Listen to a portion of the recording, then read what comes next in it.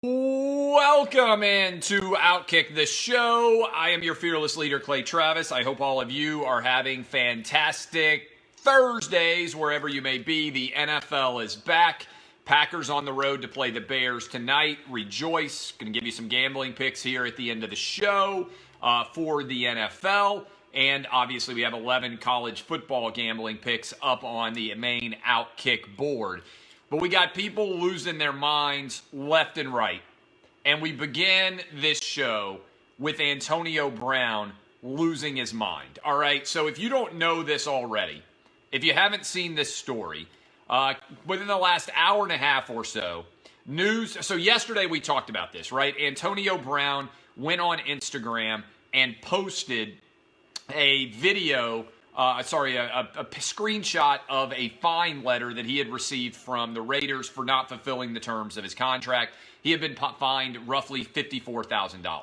I came on yesterday and I said, what other employee on the planet could bring a employee discipline letter, could put it out publicly for everybody to see, could criticize his employer and say they were hating on him or whatever else, and get away with it and still remain employed? Well, evidently, Mike Mayock wasn't happy with that, and so there are a variety of different stories out there which are all fantastic, and I'm going to hit you with some of these details that have been reported, all right?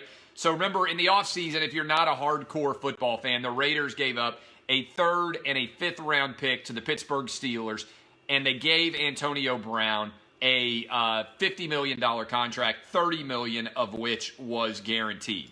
So the Raiders, Mike Mayock confronts Antonio Brown to talk to him about that those comments that he had made, and Antonio Brown loses his mind. According to Ian Rappaport, Antonio Brown and Mike Mayock did not have a physical confrontation where they actually threw punches at each other, but after a screaming match, Brown told Mayock that he would hit him in the face and then punted the football and said, "Fine me for that." All right?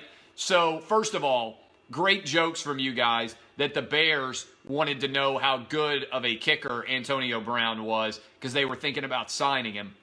That's a good line, all right? But so they have a confrontation over this posting. And then on top of it, one of the players holding Antonio Brown back from the near altercation, according to Vic Tafur, was Vontaze Burfict.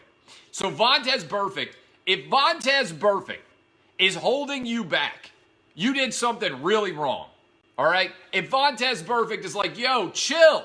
You need to chill out, bro. You're losing your temper. You're losing your mind. You got to be the bigger man here. Vontaze freaking Burfict is the guy holding you back. You have lost your mind. Worse than that, all right? Worse than that. O.J. Simpson just posted a video on Twitter because somehow O.J., who just drafted Andrew Luck before he retired, also on his fantasy football team, drafted Antonio Brown. And O.J., I'm not making this up, this is real life. O.J. Simpson just posted a video telling Antonio Brown that he needs to chill out. O.J. Simpson is giving Antonio Brown good life advice right now. That's how far off the reservation of sanity Antonio Brown has gone that O.J.'s like, bro, you got to chill. You got to get control of yourself. O.J., if O.J. ever reaches out to me and gives me life advice, and a lot of y'all are like, you know what? I think O.J.'s got a point there. I have lost my mind, all right? O.J. Simpson killed 3 people, and he's like, Antonio Brown, like, dude, what else can the Raiders do? Antonio Brown is so far into crazy town that O.J. Simpson's like, dude, what's up? You got to make better decisions with your life. Got to be honest with you. I don't blame O.J. for killing Antonio Brown in a metaphorical sense, not a physical sense. So that is where we are right now with Antonio Brown. Also, Adam Schefter has reported that the Raiders are exploring ways to void his $30 million contract and get out of the deal. All right?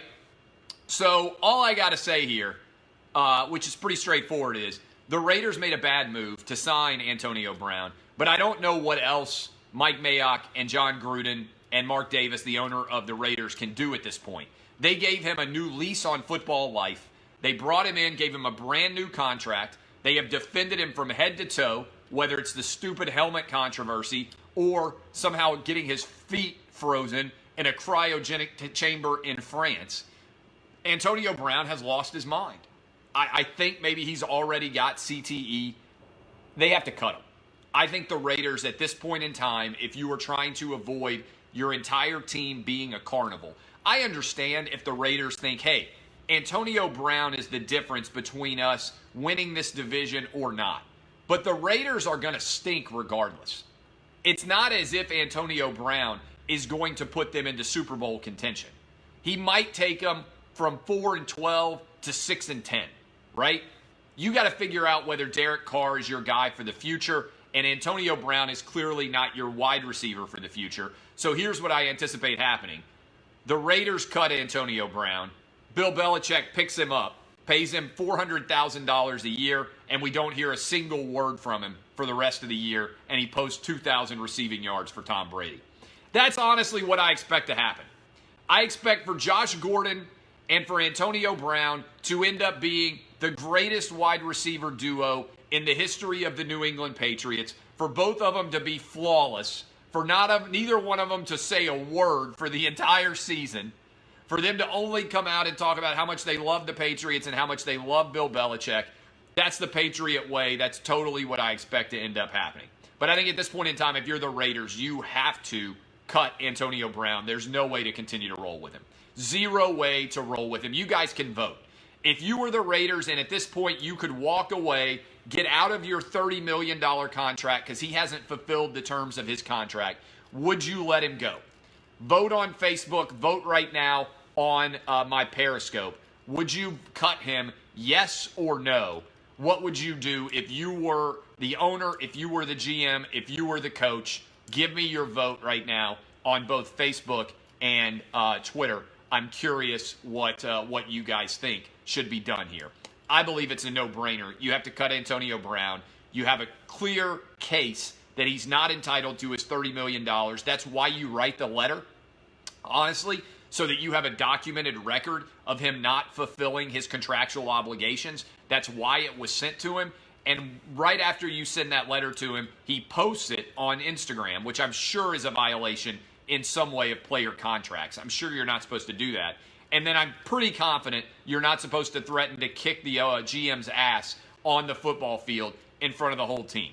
All right? So that is what is going on with Antonio Brown. So Antonio Brown is off the reservation crazy. You know who is also going off the reservation crazy? Jemele Hill. Jemele Hill today for the Atlantic magazine argued that college players should not go to white schools. They should go to historically black schools instead. This is a real article that she wrote for the Atlantic magazine. This is an argument that is following in the same arguments that were made by racists in the Jim Crow South, which is why I have been making these arguments for a long time. If you follow the far left woke progressive sports arguments to their extension, they aren't left wing, they're circular, and you end up back in 1950s Southern America, where you argue that the races should be separate but equal, where you argue that integration should not exist. That is effectively what Jemele Hill is arguing when she is saying that black athletes shouldn't go to white schools. First of all, what is a white school? All right, that's lazy in and of itself. A lot of schools don't even have majority white populations. I believe I'm true in this. I think UCLA is majority Asian. I think Cal Berkeley is majority non-white. There are a lot of elite schools in this country that are not even white institutions, even though white people represent whatever it is, 65% of the overall population in the country. What she's really advocating for is for black athletes to not take the best opportunity to advance themselves and instead to judge everyone around them by the color of their skin, not the content of their character. She is effectively repudiating everything that Martin Luther King advocated.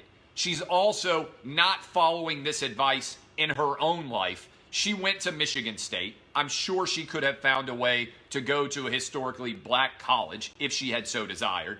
Also, in addition to going to Michigan State, she writes for The Atlantic, which is one of the whitest publications on the planet. If you are going to say to black athletes, hey, you guys should only go to historically black colleges and universities, why isn't she writing for a black-owned publication? Why isn't she starting her own company instead of taking money from white people to sell her words to them? Why is she not taking ownership in her own life of her own talents and creating her own businesses? And hiring, by the way, other black people to work for her instead of taking the white man's money, all right? This is so utterly ridiculous that it is beyond insane. If anybody argues that Jemele Hill has not lost her mind, this is a good example of Twitter delusion syndrome. I like Jemele Hill. We had a good relationship until Donald Trump got elected and she lost her mind. She called Donald Trump a white supremacist. She was making millions of dollars to work at ESPN. She gets fired there. She leaves. She's floundering around. She has gone from someone who, I mean this honestly, I think she could have been the Oprah Winfrey of sports. And instead, she has turned into the Al Sharpton of sports. That ain't a good career trajectory.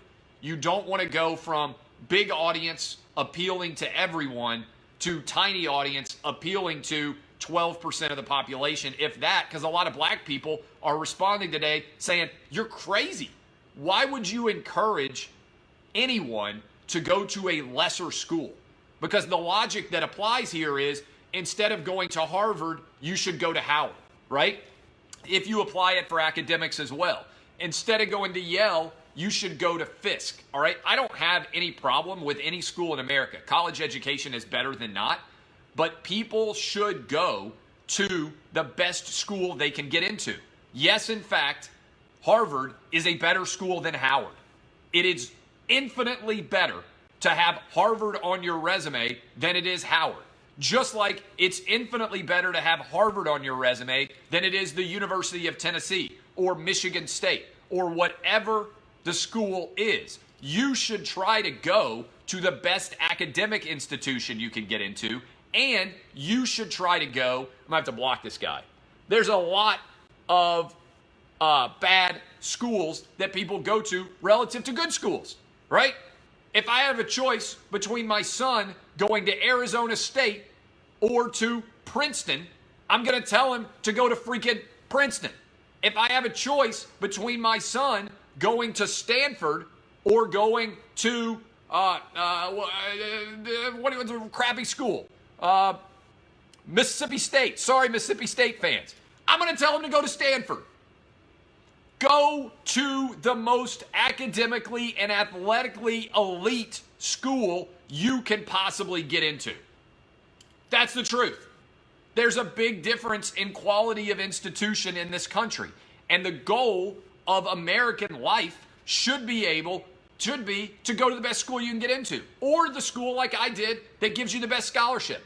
I didn't go to the best school I got into. I got into this best school that gave me the most money. My parents aren't wealthy. I went to GW. I could have gone to better academic schools, but I went to the school that gave me the best scholarships. So that's what you do. Balance out cost, balance out money, make the best financial decision. If you have no restrictions whatsoever, like athletes don't, if you have the best school in America at your sport offering you a scholarship, and you have a small historically black school offering you a scholarship, you should go to the best school. That's what America's all about. Be better. It's crazy to me. Crazy to me that this is a real legitimate argument that exists in America today, and that most people don't immediately lose their mind over arguments like these that are so insanely dumb. Maybe most people do. That anybody doesn't lose their mind over arguments this dumb blows my mind. So Jemele Hill is off the reservation. She has completely lost her mind. That's the truth, beyond a shadow of a doubt. It's an idiotic argument. It is an argument that would have been made in the 1950s by people who did not support integration. It's an argument that George Wallace would have supported when he was standing in the schoolhouse door. It's an argument that is regressive, not progressive. And that's why I say far left social justice warrior woke media and sports media isn't on a straight line. It's a circle, and it doesn't lead to progression. It leads to regression and takes us further into the past as opposed to into the future. It's wild.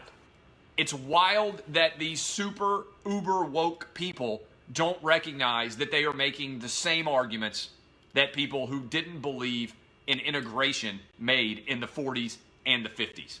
It's absolutely insane. It's insane. Let me repeat it again. Absolute insanity. And by the way, the idea of safe places and separation for races and all this stuff is insane. All right? It's time to re-examine everything, by the way, in higher education. And there's a great lawsuit that's pending right now that I think is going to blow up affirmative action. And it is the one that is pending right now in Harvard. And Harvard has been discriminating against Asian people because Asian people come out and kick everybody's ass when it comes to academics. And as a result, being a minority who is Asian actually works against you. So they have been discriminating against Asian applicants. If the applicant were not Asian and were Hispanic or black, they would all 100% get in. But because they're Asian, Harvard has limited the number of people who are Asian that can get into schools based on test scores and based on GPA and everything else. So it's time to just do away with it, go back to a straight meritocracy. If you get in, you get in. This whole argument that your race should dictate where you go anywhere is beyond absurd in 21st century America. And it also has led to completely illogical and insane arguments such as Jemele Hill's. All right, gambling picks for you quickly. Thursday night football, Bears hosting the Packers. I like the Bears and I like the over in tonight's game. Bears are -3. The over is 46.5. I'm going Bears and I'm going over. Not as confident, by the way, ever in my NFL picks as I am in my college football picks. But I bet a lot of NFL too. I think it's harder to do well in the NFL. More tight market. The lines don't move as much. I know more about college football from a gambling perspective, certainly, than I do the NFL. But I still like betting the NFL too. So I'm on the Bears and I'm on the over in tonight's game. Finally, LeBron James has tried to trademark the phrase Taco Tuesday. I don't know if you guys have been paying attention to this. This comes in the wake of LeBron James trying to trademark barbershop sports talk and threatening to sue the University of Alabama and Nick Saban for doing it. It's absolutely insane as we have got a theme today of absurdity that is out there. The phrase Taco Tuesday has been, think about this for a minute. The phrase Taco Tuesday has been trademarked since 1989.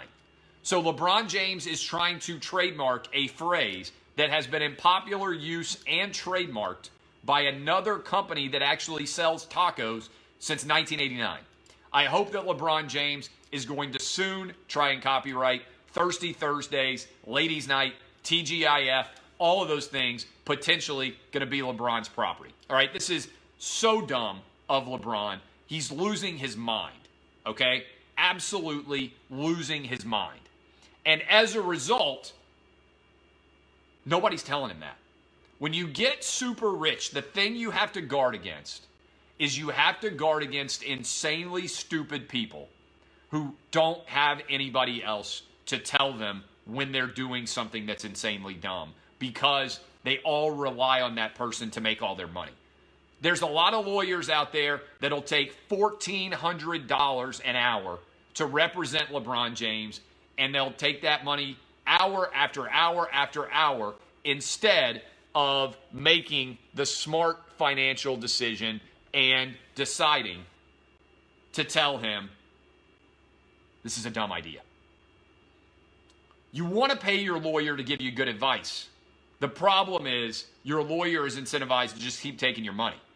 So LeBron doesn't have truth tellers around him. If he did, they would tell him how ridiculous he's going to look and how he has absolutely no chance at all to win this trademark, and he's going to make himself look ridiculous. Much like he did when he came out and announced that he had a new helmet. Did you guys see this? LeBron James announced that he had a new glass helmet. And it was time for us to all be able to see the players inside the helmets. The man has gone off the deep end. I think LeBron, here's what's going on. LeBron is so concerned about the fact that his athletic career is coming to a close. He's recognizing that in a couple of years, nobody's going to care about him anymore. And he is desperately floundering around trying to maintain his relevance by getting involved in all sorts of different things so people will care about him. Here's the problem for LeBron. The only athletes that we care about after they stop being athletes are either they become a politician maybe, and we never knew that they were an athlete to begin with, or you're insanely good on television like Charles Barkley. Unless LeBron is doing one of those two things, he's going to fade into obsolescence like every other player has throughout history, except he isn't as beloved as Michael Jordan is, which is why his shoes have never sold more than Michael Jordan's shoes, even though Jordan is long been retired. And I think what LeBron James's people realized is you can never be MJ. You're not liked enough. You're not beloved enough. And you don't appeal to enough people. And so instead, you should try to become Muhammad Ali. The problem is he's following the far left-wing woke argument. And there's just a tiny segment of the population that actually believes in that. And so LeBron James is desperately fighting his own increasing irrelevance. And that's why he keeps coming out with more and more outlandish behavior. Good luck, LBJ. See ya. I'm going to be around a lot longer than you are when it comes to relevance. My name is Clay Travis. This has been Outkick the Show. I appreciate all of you. DBAP, unless you need to SBAP. I'll be on Lock It In, 4:30 Eastern, 3:30 Central, 2:30 Mountain, 1:30 Pacific. I love all of you. This has been Outkick the Show. See you tomorrow. Love you. Thank you, Facebook. See y'all.